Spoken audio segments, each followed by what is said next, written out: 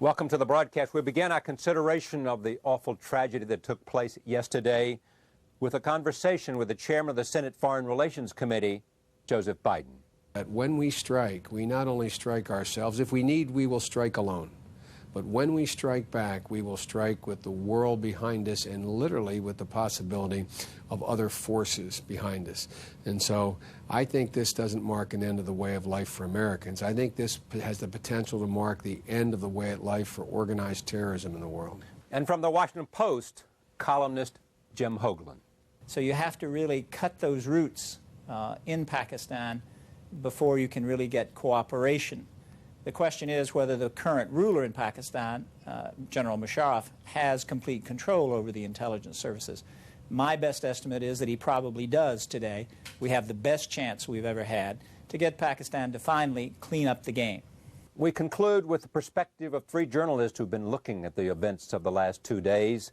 They are Frank Rich, the columnist for the New York Times, Anthony Lewis, the columnist of the New York Times, and author David Halberstam. We don't yet have a clear face on who the enemy is or what the point is, and I think that sows a certain kind of confusion and terror maybe beyond Pearl Harbor, not having lived through it. And it's another reason why the mayor's work has been so great in trying to stop any kind of witch hunt against certain ethnic groups or whatever until we know what the hell is going on. We may be taking steps against civil liberties.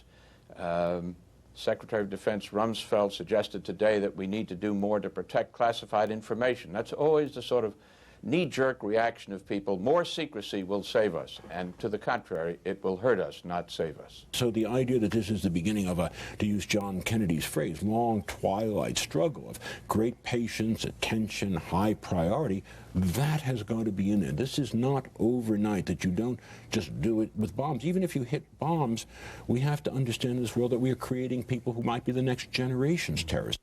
Day 2 of the attack on America when we continue.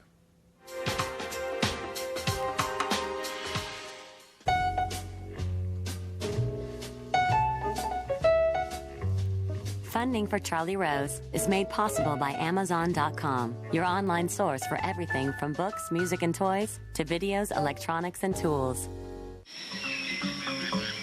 Brought to you by the new Toyota Prius. Part gas, part electric.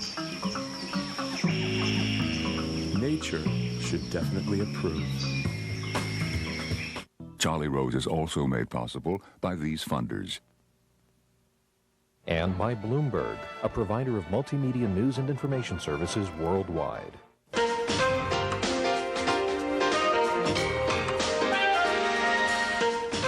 our studios in New York City, this is Charlie Rose.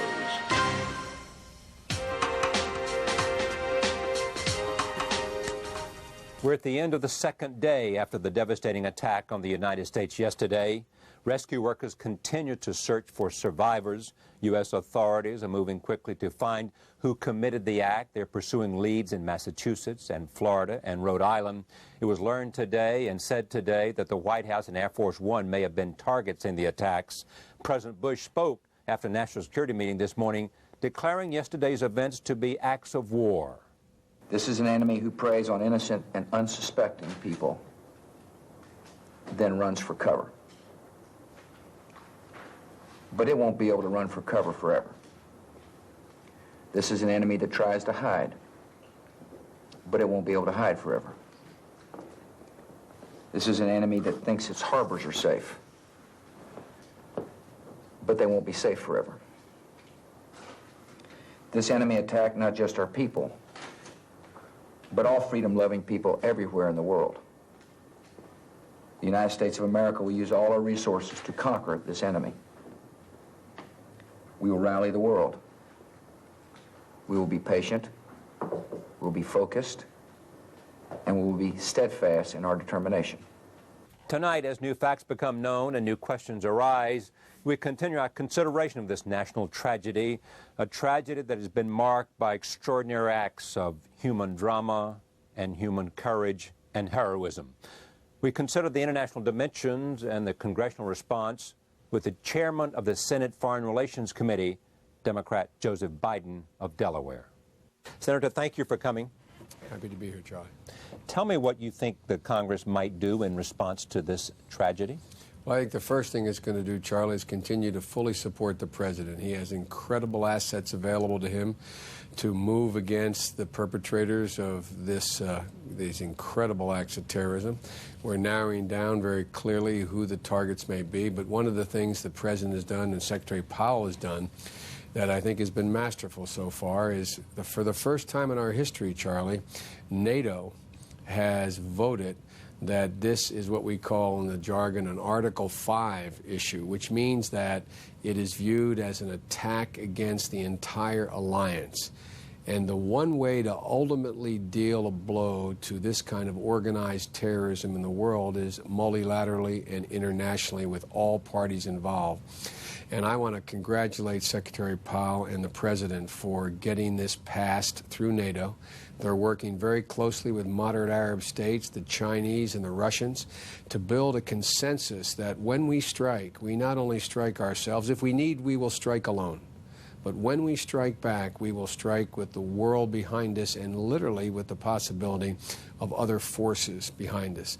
And so I think this doesn't mark an end of the way of life for Americans. I think this has the potential to mark the end of the way of life for organized terrorism in the world. Do I hear you saying that you believe that countries, in addition to NATO, like Russia, like China, like moderate Arab countries, like Egypt, like Jordan, are on board for a united strike against whoever might be identified as responsible for these attacks on America? Let me be very precise.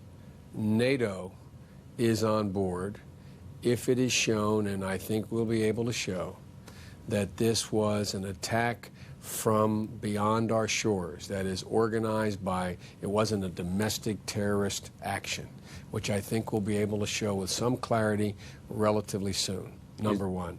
Number two, NATO forces then have signed on to participating with us in whatever action it takes to respond to this act of war. Number three, it is very important, if that does occur, that we have the minimum, the concurrence of and the support, if not in troops, the support of Putin in Russia and the Chinese, as well as the moderate Arab states, because then the message sent from that point on, Charlie, around the world is any nation who harbors these kind of networks and organizations not only has to face the West, but is a pariah in the rest of the world as well. That would be the single most significant step that will have ever occurred in dealing with network terrorism. We're never going to stop the guy who straps dynamite to his body and walks into a restaurant to implode himself, but we can stop this kind of network that is obviously sophisticated and obviously needed to practice, obviously has camps, obviously has undertaken this for a long time. So this clearly means, as the President has suggested, that any country who harbors people who commit these kinds of acts should be held as responsible as the people who do the acts. Absolutely. I remember being on your show a year and a half ago, Charlie, and we talked about sovereignty.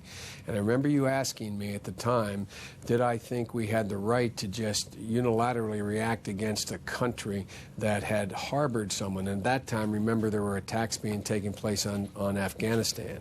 And I said to you at the time that I think the world has changed so that a nation forfeits its sovereignty when it harbors terrorists or treats terrorists with kindness and or cover. And I think that this is beginning to be, there's the possibility, it's not done yet. It's not done yet. And if it doesn't get done, we're not going to wait for multilateral response to this. We have many assets that we're fully capable of responding, and we will. But there is the potential to build, for the first time, Charlie, a consensus where you take this notion of international terrorism out of the geopolitical dynamic, where, for example, the Russians have to be thinking, does it make sense for me to continue to fund a program for long-range missiles in Iran?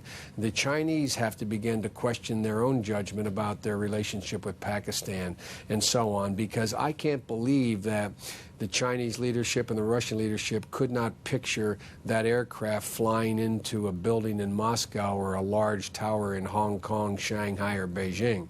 They understand that this is not something that is controllable, and they're viewing it more like nation states than they are like people playing dominoes or playing chess with what they view to be as their strategic opponents.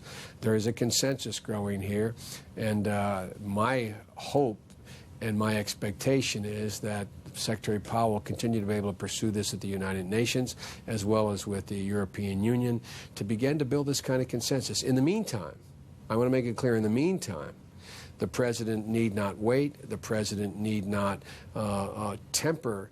take anything off the table in terms of response to the action that has been taken against us if he feels he is able to clearly and unambiguously act in a way that will produce a result. But I think there's a real opportunity here, Charlie. And again, I conclude my point where I began it, and that is people are talking about this changes the way of life for Americans.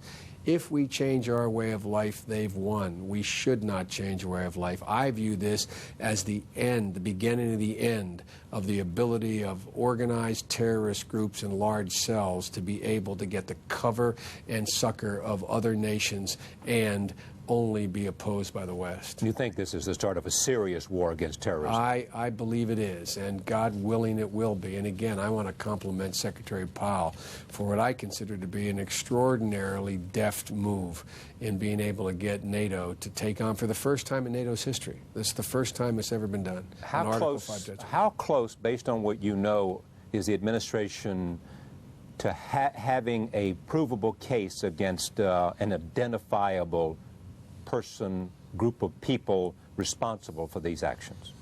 As you know, the detail that's classified, Charlie, but I don't think I'm violating any secrecy here by saying very close to being able to make an overwhelming case, a case that would meet the standard that NATO set up, which is if it is determined.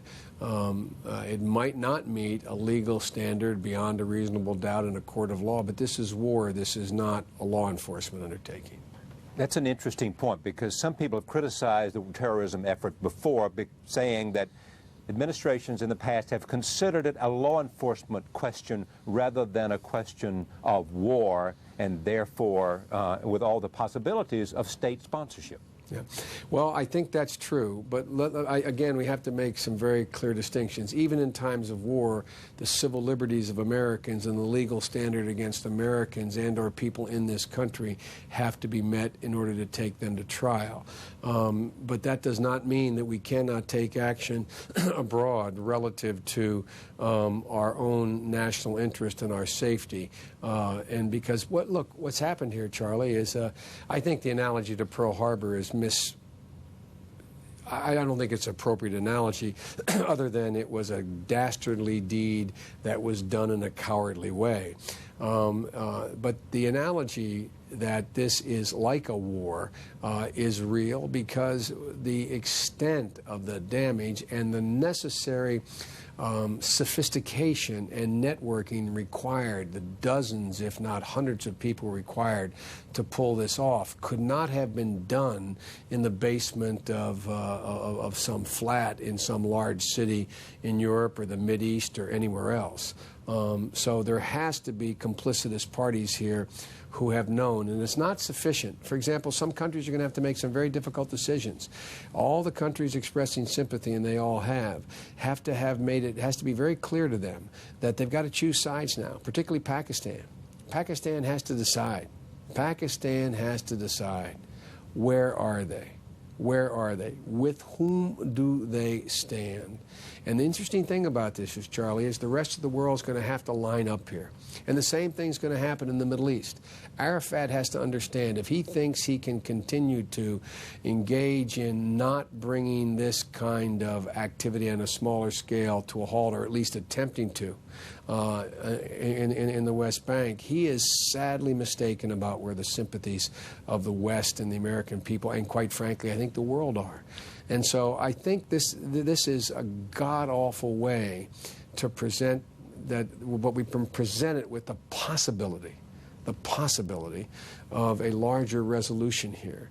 That does not in any way give solace. I know I've lost a wife, I've lost a child. I have some small notion of what it's like to get that phone call. I have some small notion of that.